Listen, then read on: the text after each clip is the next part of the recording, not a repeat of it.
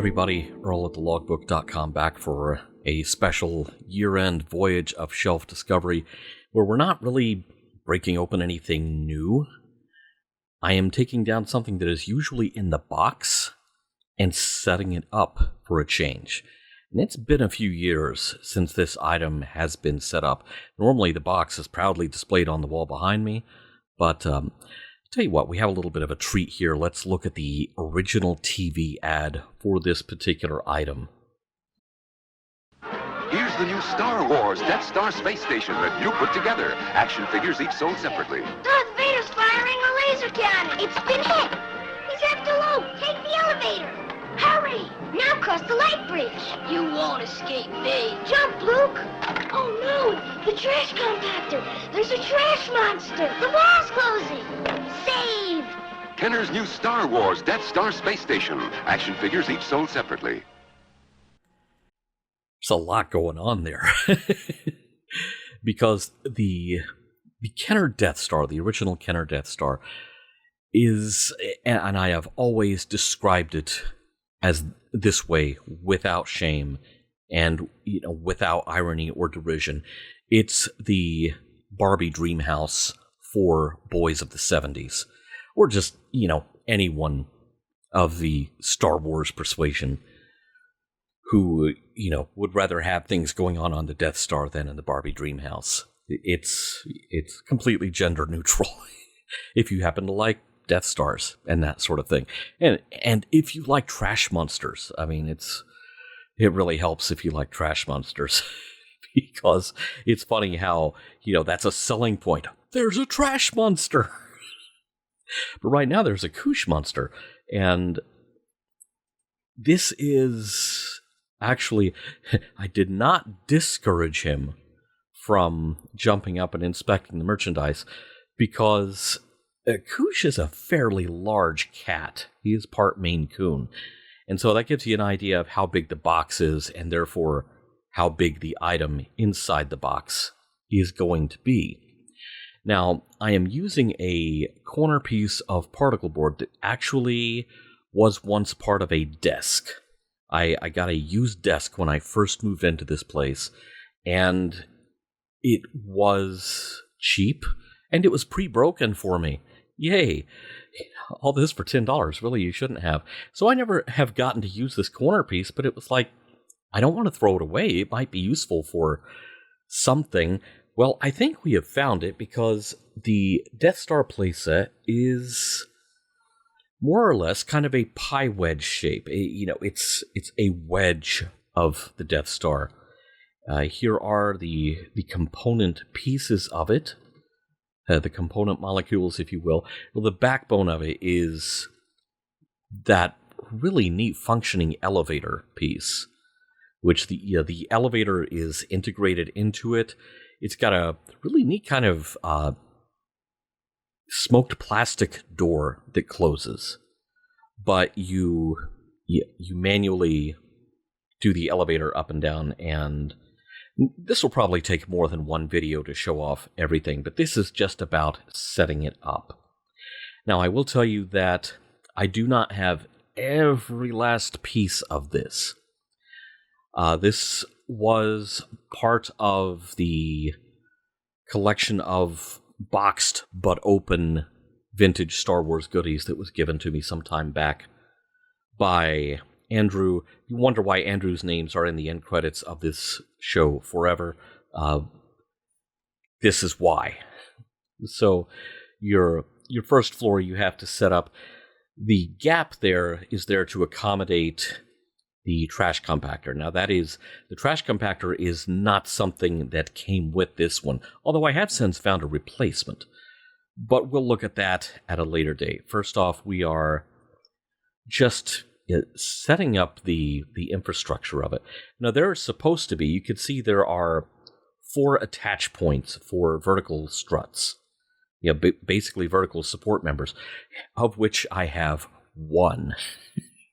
So this is going to be interesting, and I think that means we have to have the bridge piece fully extended just for structural support reasons. Okay, I misspoke. I have two of the vertical struts, but one of them is actually broken. So really, it's there, it's attached, but it's just gravity doing its thing. I have found an Etsy seller that will 3D print replacement struts for about $5 a piece. I'm strongly considering that, and if I do that, we may circle back and do another video for the installation of those pieces. Now,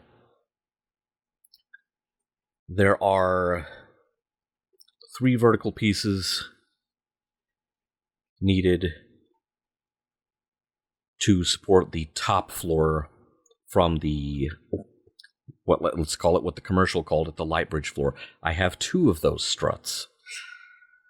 Okay, so we may be just a little structurally iffy on this. We're going to go ahead and put the struts for the roof onto the top floor, which is also what holds the laser cannon, which I think in toy terms they were, they may or may not have been intending that to be standing in for the Death Star super laser. It's more like the gunnery positions that they showed very briefly during the X-Wing attack.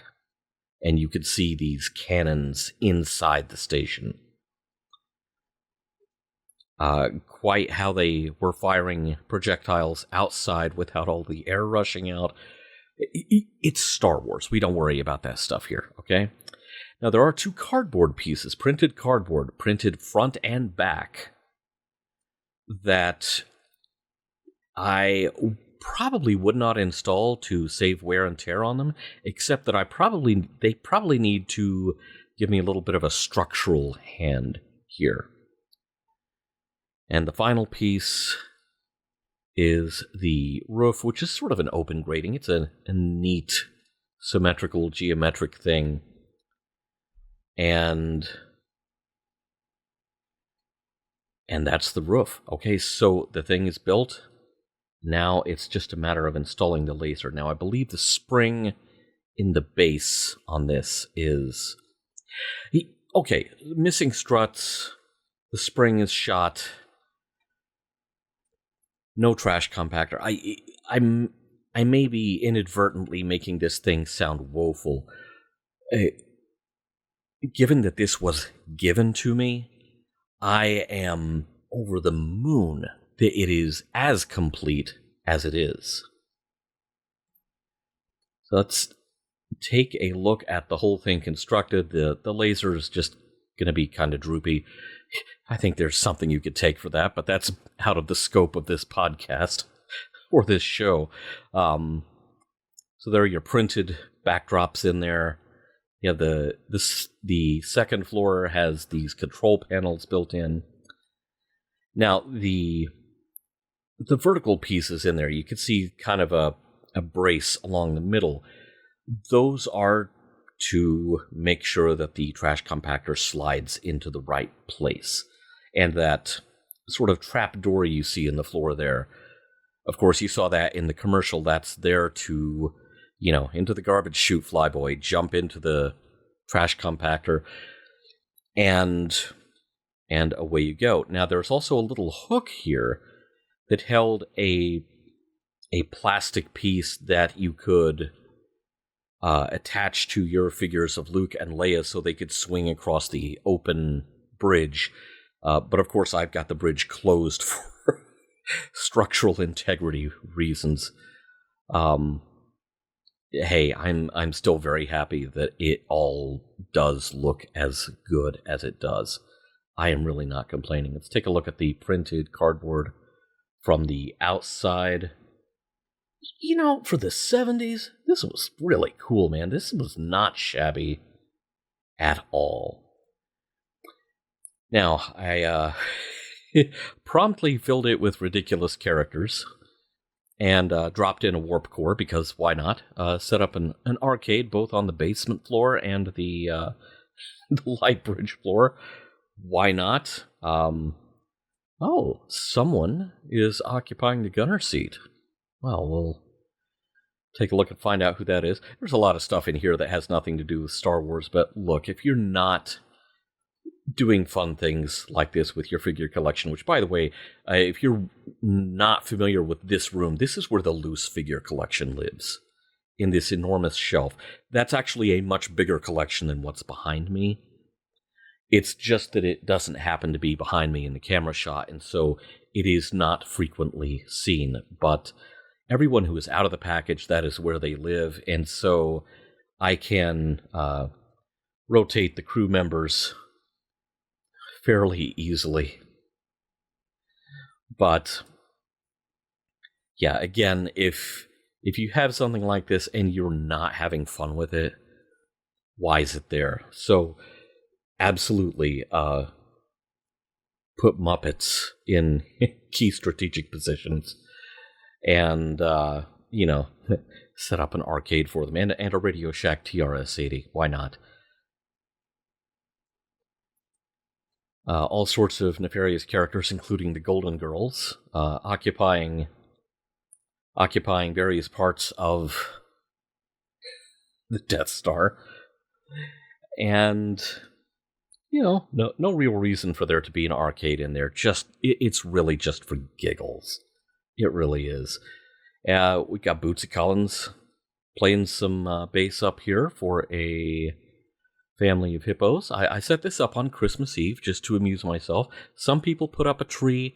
I put up the Death Star. Don't judge. Don't judge. And there it is. The Death Star. I think there was someone on the internet several years ago who apparently was able to... I think they did the measurements, they worked out the math, and figured out that to have a complete circle of these, you would need 8 of these play sets. Now, this was a pretty pricey item in '78. It is harder to get now, especially with all the pieces. I'm going to have to invest in some aftermarket pieces to shore up the structural integrity of it. But again, like I said, it was the Barbie dream house for the people who weren't into Barbie, people who were into blowing up planets. You know who you are. I'm not going to name names. By the way, that's Sophia from the Golden Girls manning the laser, because of course it is. So there you have it. Just something to amuse myself and to give some of my characters here something to do in their downtime, because why not? Here's looking forward to 2026. Here is hoping it's marginally more sane than 2025. I'm not even making a big ask. Just a little bit more sane than 2025, please. And thank all of you who've been supporting the Logbooks video endeavors in 2025. Thank all of you for watching.